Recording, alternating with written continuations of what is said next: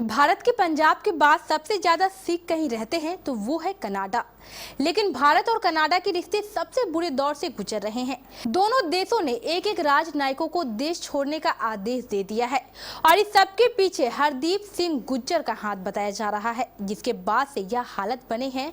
तो आखिर यह कौन है हरदीप सिंह गुज्जर, जिसकी वजह से भारत और कनाडा के रिश्ते इतने बिगड़े हैं? पूरी जानकारी देखिए इस खास रिपोर्ट में।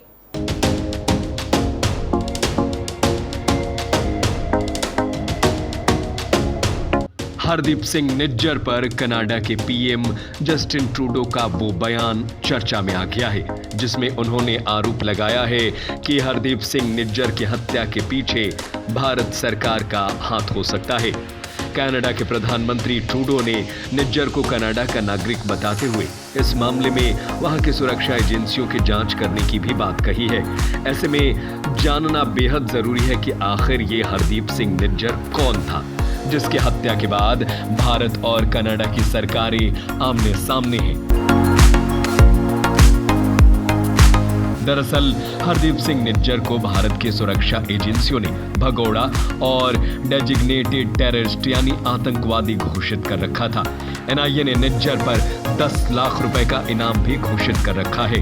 जानकारी के मुताबिक निज्जर पंजाब के जालंधर जिले के भारसिंहपुर गांव का रहने वाला था।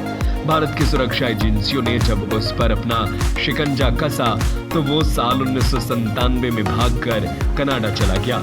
कनाडा पहुंचकर न सिर्फ उसने वहां की नागरिकता ली थी, बल्कि शादी कर अपनी जिंदगी में आगे बढ़ गया था। हालांकि इसके बाद भी उसने भारत के खिलाफ साजिशें करना बंद नहीं किया था।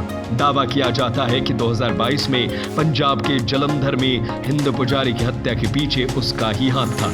इसके अलावा उसके इशारे पर ही 2009 में राष्ट्रीय सिख संगत प्रमुख रुलदास सिंह की गोली मारकर हत्या की गई थी।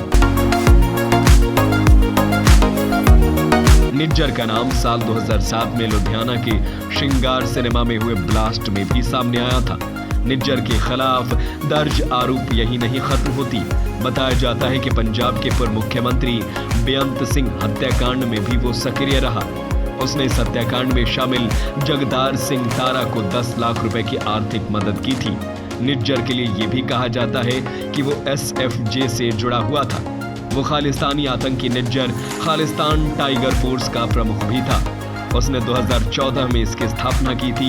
एनआईए लगातार उस पर भारत सरकार के खिलाफ भावनाओं को भड़काने का आरोप लगाता रहा है। कनाडा के सरे में 18 जून 2023 को हरदीप सिंह निज्जर की हत्या हुई थी।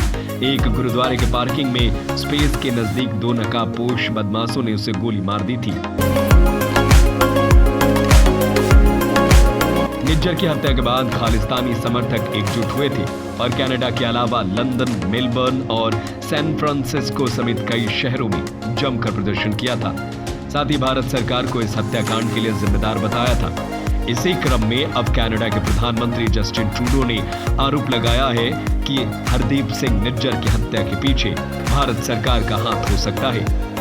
और इसी सिलसिले में भारतीय राजनयिक पवन कुमार राय को निष्कासित करने के बाद कनाडा छोड़ने का हुक्म जारी कर दिया गया, जिसके बाद से भारत के विदेश मंत्रालय ने भी एक्शन लिया और प्रवक्ता अरविंदम बागची ने एक बयान जारी कर कहा और लिखा, भारत ने कनाडाई राजनयिक को निष्कासित कर दिया है।